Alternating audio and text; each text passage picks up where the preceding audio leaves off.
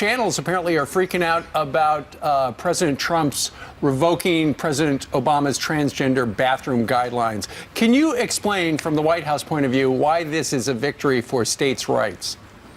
This is all about states' rights. The president believes in federalism, and he thinks each state has the right to decide what is best with respect to this particular issue. And I know going forward, the president wants states to determine it. But in the argument, I saw that apparently the language in the Obama executive order was a little vague when it came to how it exactly pertains to Title IX. And going forward, they're going to let the states decide on a case-by-case basis what to do, right? That's correct. And if you look at the publicly released statement by Attorney General Jeff Sessions, he's made clear that we need more judicial analysis on this particular issue. But this is very consistent with a president who has promised to bring power back to the states. That which is not reserved to the federal government belongs to the states. Okay. Kellyanne, the mainstream media is also covering something else quite heavily this morning, these liberal town hall protests for mostly Republican members of Congress. Some are even going so far as suggesting these are Republicans dissatisfied with President Trump, which when you look at the actual evidence of who these many professional protesters are, just seems absurd. Set the record straight, if you would, about what you're seeing at these so-called town halls. Well, I think it's a combination of people. Some people are upset with an election result they didn't see coming, and the fact that this president, a man of action and impact, is actually keeping his promises at a very fast clip early in his administration. Nobody should be surprised that President Trump is doing exactly what he said he would do. I know Washington's not accustomed to that. I frankly think the country's not accustomed to having presidential leadership of that sort. But this is what he promised to do, and this is what he's acting on in very quick fashion, like brilliant businessmen do. Secondly, you see people who, are concerned about the swiftness of change, and I think that you've got some members heeding that call and taking their questions. I just don't hear a lot of solutions. That's what concerns me. Protesting is covered under the First Amendment. That's all fine. But come up with your own solutions. The Democratic National Committee has been without a permanent chair for 7 months. The opposition party is exactly that these days. They bellyache and moan and complain about most things, but I haven't heard any solutions. It's just like Hillary Clinton in the campaign. What was her message, let alone her positive message? Donald Trump bad, I'm not Donald Trump. That's not a message, that's a screed. And so if you listen to these folks, some of them are echoing and articulating fears that are unfounded and are not going to be realized by this president. He said he will repeal and replace Obamacare. Why? Because we want it to be more patient-centric. You have counties in this country that have one provider. You have people who have said you have had insurers pulling out of the market, saying that Obamacare is a, quote, death spiral. We've got to do better. We've got to get people covered who aren't. And we certainly are going to have middle-class tax relief. I mean, this president is doing things to boost wages, to open up these pipelines, to create jobs, to renegotiate trade deals, to have a sovereign country with borders, and so that we have respect for borders the way that we're helping to respect and fund other people's borders. Well, and also let the lawmakers go out and speak and let their constituents hear what they have to say, most importantly. I want to get your thoughts on something else. The media also reporting about you, Kellyanne, that you have been sidelined by the Trump team. What's your response this morning? Well, here I am. You were on TV last night. How sidelined is that? I was on TV last night. I'm offered to go on TV often. I think a few things. First of all, I think the questions for me are different than for some other people here. I don't know why I would have to explain myself, but okay, I will.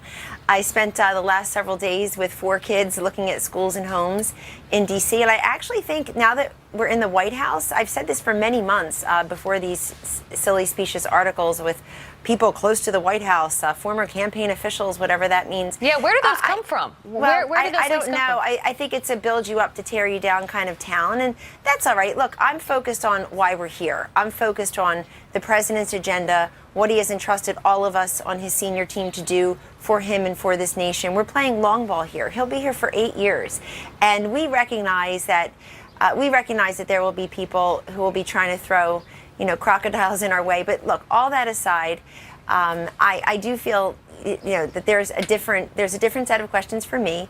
But now that he's president, he is his own best messenger. the message of the day and what needs to be communicated and connected directly with the American people comes mostly from President Donald Trump.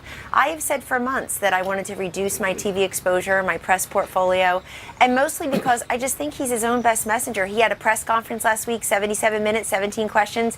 2 days later, he had a rally in Florida. Sean Spicer is our press secretary. I'm not. He does the daily briefing, and he gaggles with the press, as does his press shop. So there are many different ways that we're communicating with the public. But I recognize that if I'm on TV, other people aren't, and so maybe folks on the outside would like that. But I also can't worry about it because he's the president, and we are here to impact people's lives. You have to really keep our eye on the ball. You know, this country for 24 consecutive years gave its presidents 2 terms. This country decided that with Presidents Clinton, George W. Bush, and President Obama, 4 years is not enough for them to execute and deliver on their vision. 4 weeks certainly is not enough time for folks to judge the accomplishments of this presidency. Well, I tell you what, he's gotten so much done in the last 4 weeks with the executive orders, and we know much more is to come. It's interesting, some of our producers, Kellyanne, have been monitoring the other channels, and when they refer to, at least in one case where they were talking about the speakers at CPAC, which is going on today, going forward down in our nation's capital area, they refer to the speakers as fringe.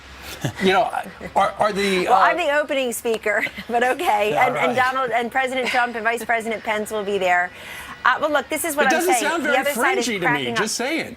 It's actually the majority party. Let's just review. We have the presidency, the vice presidency, most of the governorships. Almost 1,000 state legislative seats went Democratic to Republican under the 8 years of President Obama. That's not called coincidence. That's called causation.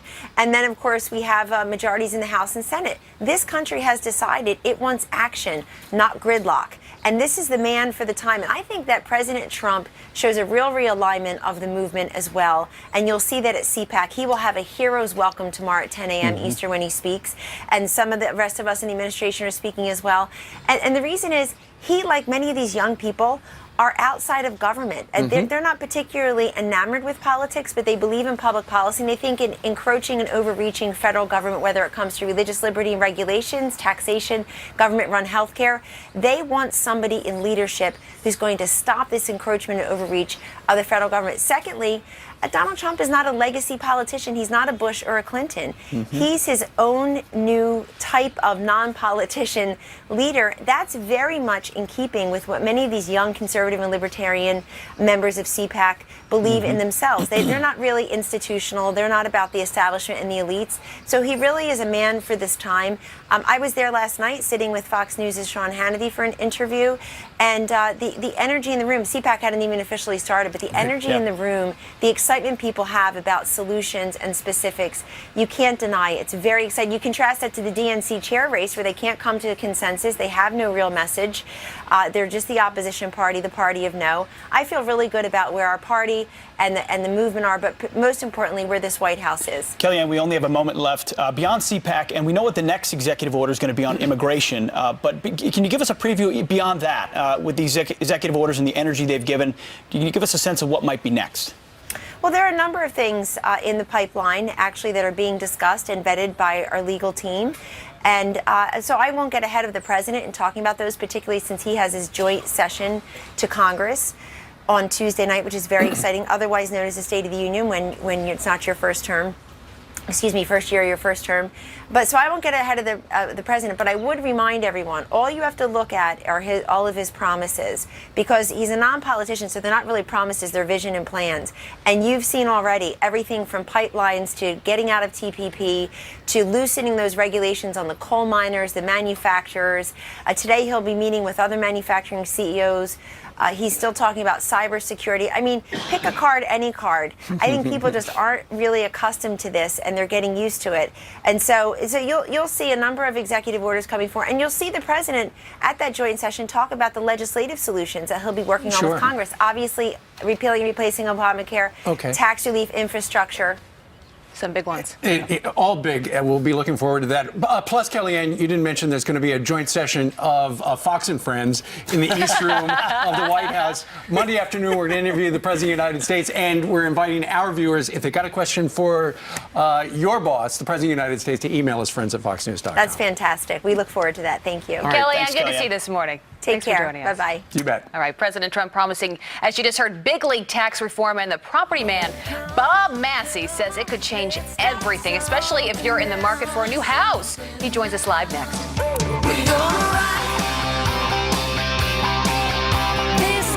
Thank you all very much. This will be somewhat of an informal meeting, and I want to congratulate Mick Mulvaney, who's been confirmed finally. We waited a long time by the Senate, and he's going to be an absolutely great director.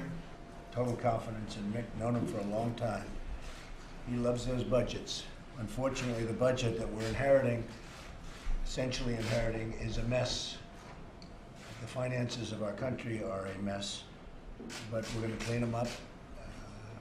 Things that we've been doing, including negotiating deals that have already been negotiating, so you call it renegotiating, on airplanes and lots of other things, military items. We'll end up either getting many more planes free, or we're going to save a lot of money, but we've already saved a lot. Billions and billions of dollars have been saved. We have enormous work to do as the national debt doubled over the last 8 years. Our debt has doubled over a short period of time. I want the American people to know that our budget will reflect their priorities. We'll be directing all of our departments and agencies to protect every last American and every last tax dollar. No more wasted money. We're going to be spending the money in a very, very careful manner.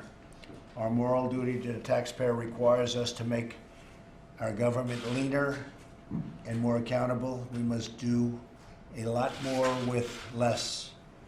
And we must stop the improper payments, end the abuses, negotiate better prices, and look for every last dollar of saving. We've already imposed hiring freezes on non-essential government workers, and part of our commitment is to continue to do that for the American taxpayer.